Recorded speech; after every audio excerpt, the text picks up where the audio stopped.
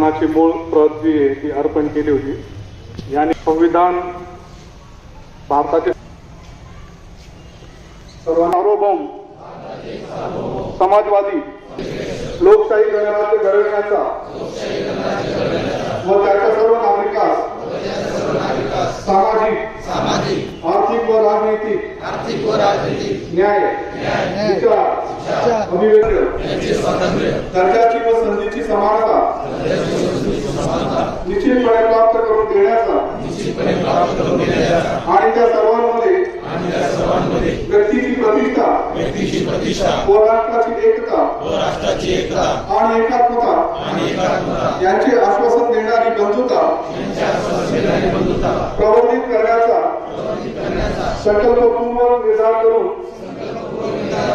आमच्या संविधान सभेत आज दिनांक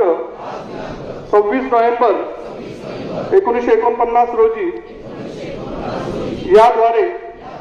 हे संविधान जय हिंद।